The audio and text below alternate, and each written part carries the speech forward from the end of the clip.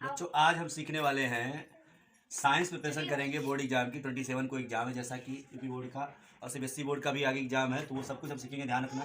Chemistry सबसे पहले हम साइंस में केमिस्ट्री सीखने वाले हैं। केमिस्ट्री में सबसे पहले हम सीखेंगे कार्बन एंड इट्स कंपाउंड, यानी कार्बन और तथा उनके यौगिक। सबसे पहले कार्बन को जानने से पहले हमें सबसे पहले इस चैप्टर को जानने से पहले हमें जानना पड़ेगा कार्बन के बारे में। कार्बन क्या है वास्तव में? तो कार्बन एक अधातु है, ठीक है, नॉन मेटल है। Carbon is a non metal. Carbon की परमाणु क्रमांक 6 है तथा परमाणु भार 12 है। तो carbon having atomic number 6 and atomic mass have 12। Carbon की संयोजकता 4 है, यानी कि carbon valency of carbon is 4।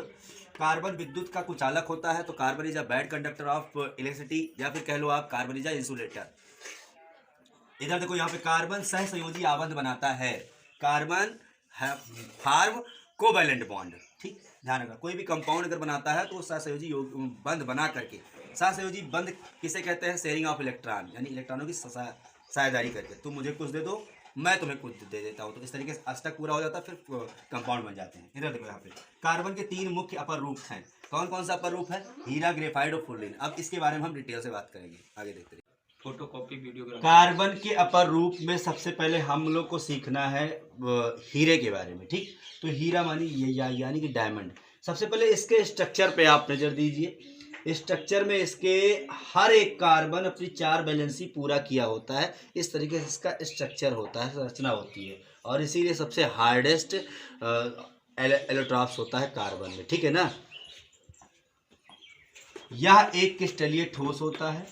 इसका गलनांक और क्वथनांक सबसे ज्यादा उच्च होता है, यानी उच्च होता है, उच्चतम होता है, इतना जान लीजिए। इसका घनत्व अधिक होता है, जानते हैं आप इसके स्ट्रक्चर के कारण से।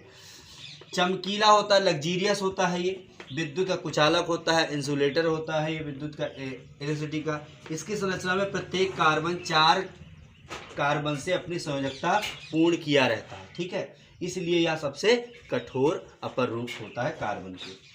इसकी संरचना में कार्बन कार्बन के बीच सहसंयोजी आबंध बना होता है, कोवैलेंट बॉन्ड बना होता है, तभी ये स्ट्रक्चर इस तरीके से बना होता है। ठीक है ना।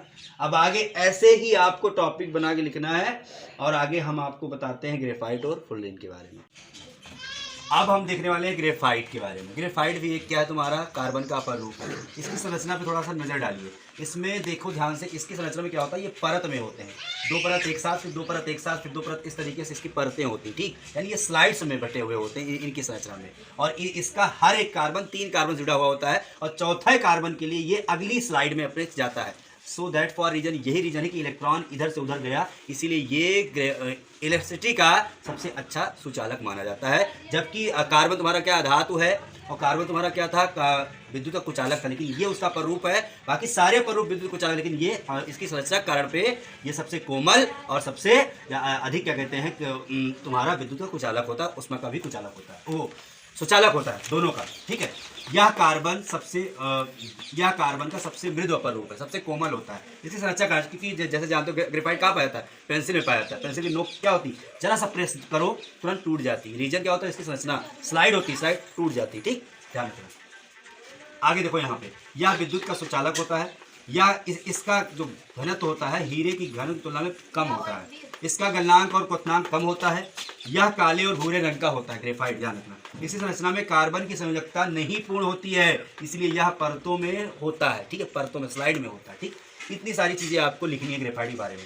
फुल्लिन के बारे में देखो ध्यान से, इसे क्या कहते हैं? बकमिस्टर ही बोलते हैं। इसकी संरचना वैसे रफली मैंने बना दी है, अच्छे से आप बुक से देख के बनाइएगा।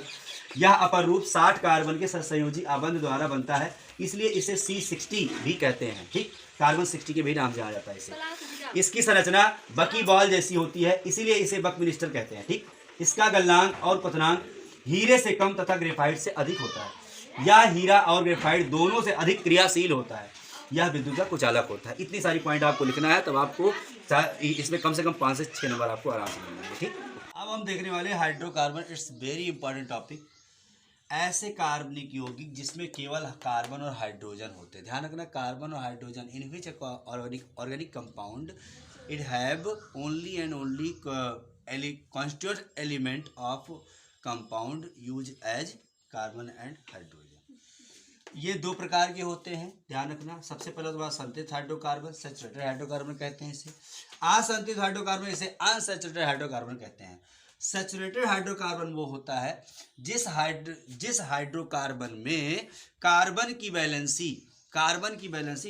संयोजकता सिंगल बॉन्ड से कंप्लीट होती है, यानी कि एकल बंध द्वारा कंप्लीट होती है, पूर्ण होती है, उसे हम क्या कहते हैं, संतृप्त हाइड्रोकार्बन कहते हैं। एग्जाम्पल तुम्हारा है एल्केन। एल्केन में स्पेशल एक एग्जाम्पल हम लेते हैं आपका CH4, मेथेन बोलते हैं इसको, क्योंकि देखो यहाँ पे इसका स्ट्रक्चर बनाओ आप थोड़ा सा। कार्बन की वैलेंसी कितनी होती है, 4 होती है। 4 इलेक्ट्रॉन देगा हाइड्रोजन को, 4 ले लेगा, एक एक से। देखो इस तरीके से, देख रहे हो, ये बन गया तुम्हारा सब का, ये इस तरीके से इसका स्ट्रक्चर बन गया ये। और इधर हाइड्रोजन भी ले रहा अपना,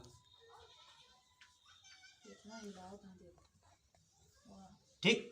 तो इस तरीके से तुम्हारा क्या बन गया भैया, ये सैचुरेटेड, यानी ये सिंगल बॉन्ड से ये अपना कंपाउंड बना लिया, इसीलिए ये सैचुरेटेड हो गया, ठीक, सैचुरेट कर गया। आगे देखो यहाँ पे असंतृप्त हाइड्रोकार्बन, जिस हाइड्रोकार्बन में कार्बन कंप्लीट करता है अपनी वैलेंसी, 4 वैलेंसी को डबल बॉन्ड या तो ट्रिपल बॉन्ड में, क्योंकि उसमें हाइड्रोजन की कमी होती है। अच्छा, ऐसे कौन से एग्जाम्पल बताओ इसमें भैया। एग्जाम्पल तुम्हारा इसमें एल्कीन है और तुम्हारा एल्काइन है, एल्काइन, ठीक, एल्कीन और एल्काइन है। एल्कीन में मान लो C2H4, इसमें देखो डबल बॉन्ड होगा, C इधर H इधर H इधर H इधर H। अब देखो यहाँ 3 है ना, तो 3 है, हाइड्रोजन कम है, इसलिए यहाँ आपस में बॉन्ड लगा देंगे तो डबल बॉन्ड से कंप्लीट हो रही है, कार्बन कार्बन का समझ सकता है इसमें, इसलिए। एल्काइन में देखो ध्यान से, C सिंगल बॉन्ड H इधर H इधर H, देख रहे हो, ये यहाँ पे 2 ही कंप्लीट है, इसलिए यहाँ पे डबल बॉन्ड और लगा दिया जाएगा, ठीक। ये होगा तुम्हारा। अब 3 बॉन्ड आपस में बन गए, 4 इलेक्ट्रॉन, इधर से एक एक मिल गया, 4 वैलेंसी इसकी पूरी हो गई। तो ट्रिपल बॉन्ड से इसमें देखो पूरा हो रहा है इसका वैलेंसी, तो इसलिए ये क्या तुम्हारा है, असंतृप्त हाइड्रोकार्बन होता है, ठीक। अब हम सीखने वाले हैं इसके क्या कहते हैं, आपको आइसोमर सीखने वाले हैं, यानी कि आगे देखते रहिए।